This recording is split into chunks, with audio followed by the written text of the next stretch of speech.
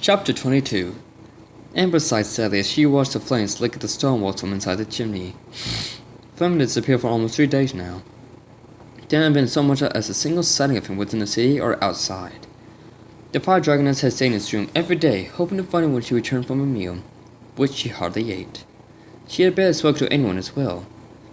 She went to check on Spyro a couple of times, but she didn't try and make conversation with him. I wonder what the guards are going to do about Flame, she whispered to herself. She went through all the possible punishment Flame could get for not just injuring a partner, but for running away from the sea for so long. I hope they won't expel him for being a guardian candidate. It was most likely likely possibility that she didn't want to think about it. Maybe if I talk to them, they'll allow him to stay when we find him. She picked herself up and left Flame's room. She looked back over her shoulder at a stack of pillows. She could just about imagine him there already. Ember sighed and left to talk to the guardians. Take it easy, Spyro, Cinder cautioned him. You don't want to break anything again. I'm taking it easy, Spyro assured her. You don't have to worry so much. The two dragons had ventured outside the city to go for a walk. Spyro was still stiff from his injuries, and he walked with a limp, but he wasn't willing to let that get in the way of spending some time alone with Cinder. Even the circumstances weren't ideal. Well, I do worry about you, Cinder's nose his cheek. I don't know what I'd do without you. The bird dragon smiled. I'd rather not find out. He turned his attention back towards the landscape ahead of them. The grass felt cool and soft beneath his feet, and the sky was covered in dark black-gray clouds. If things had been better, it would have been the perfect day to snuggle up with Cinder in their rooms. The two came to stop at the top of a small hill, from which they could see the mountains off in the distance. Do you think Flame is going to be okay? Cinder asked plainly. I think so, Spyro nodded. I have no idea what's going on inside his head, but I'm sure we'll find out soon. I hope so. Everything that's been going on just doesn't seem like him, Spyro nodded. I almost wonder if it's not so much him, but someone else. You mean someone's manipulating his thoughts?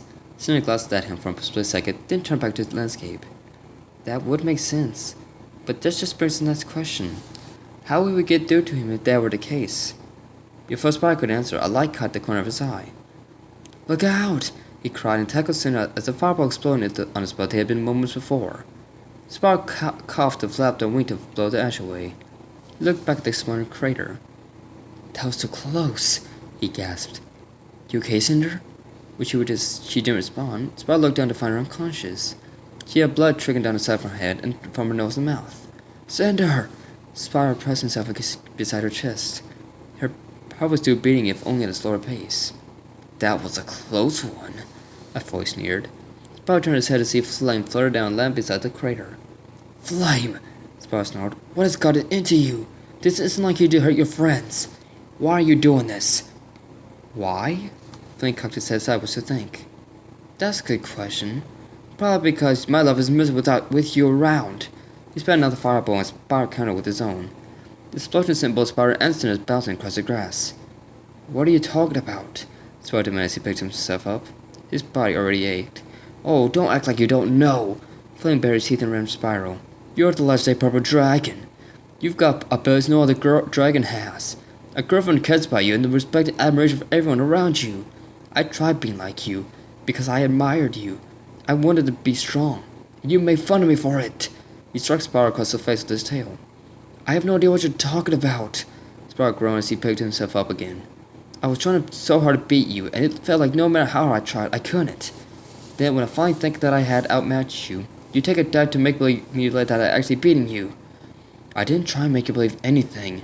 Spyro struck Flame across his jaw, but he was so weak Flame barely moved his head. You held back his real power and made a big scene by getting hurt. Well, I've got news for you. You're not going to make a fool out of me again. Flame slammed his fist across Spyro's cheek, knocking the dragon to the ground and leaving 3 slashes on his face. I wanted Emma to like me for who I was, but when she refused to acknowledge me, I thought that by being like you I could get her. But because of you, she hates me. He ran Spyro again as he was trying to get up. Spyro felt his ribs crack from the blow and he coughed hard. Is that what this is about? Ember? Spyro shot a stream of fire out, only to have Flame blow it away like an annoying fly. I've been in love with her ever since I laid eyes on her. And what did you tell me? Flame marched up and loomed over Spyro. I said that I wasn't interested, Spyro wheezed. But she still went after you. Flame bit down on Spyro's neck and hurt his body away. You told me not to give up on her, but it hasn't worked out. All she cares about is being with you and being friends with me. That's not true. Spyro tried to move away from his friend. She's been sick about you all week. Liar! Flame bucked Spyro into the air and kicked him back down. The purple dragon felt all the wind rush out of his body when he hit the ground. I won't believe anything that comes out of your mouth ever again. It won't mean anything unless it comes from her lips. He grabbed Spyro by his neck again and began to squeeze. The light purple dragon screamed in pain as the pressure on the base of his neck increased. Flame could feel Spyro's warm blood on his tongue, and his markers flashed blood red. Just before he put the final squish on him, there was a loud explosion and a tightening in the vibrator's gut. He released his hold on Spyro as he was sent flying into the air. Flame hit the ground hard and coughed as he clutched at his stomach. He looked up to see Cinder standing in front of Spyro with her teeth bared and anger burning in her aqua eyes. I have no idea where you're getting your logic from, Flame, but I can tell you now that you have no right to accuse Spyro of anything. She spread her wings wide as an act of dominance. Get out of my way, Cinder! Flame staggered to his feet. The blow Cinder had given him had done more damage than he had imagined, but he finally stood up and did his best to hide the pain. This is between me and Spyro. Well, if you have a problem with Spyro, then you have one with me too. She dug her long talons to the ground, and her tail blade lashed wildly at the air. Flame smiled and laughed. Oh, so that's how it is, huh? Friends that stick together die together. I'm not afraid to fight you, Cinder. Then I will teach you to fear me. Cinder opened her jaws wide and let out a blood-curdling shriek. Flame felt his bones lock up and his blood run cold. Cinder's eyes burned red as she charged in and slammed into the flame. The fire breath skidded across the ground and jumped to his feet. He looked back to see that Cinder had disappeared. Suddenly, the black dragon appeared from below. She rose up out of his shadow and delivered a crushing blow under Flame's jaw. He staggered back, trying to shake the star out of his head. What is wrong with me? He shouted in his mind. Why won't my body move? Cinder charged again and sent Flame's body flying. Am I really that scared of her? Fight back, Flame, Cinder snapped. You were giving Spyro such a hard time about making you feel weak, so now's your chance to prove yourself. Not holding it back against someone who hurt Spyro. As much as I get my wind back, I'm gonna. Cinder struck him with her tail again. As Cinder moved towards him, Flame's eyes grew wide. He had never seen this side of the black dragons before.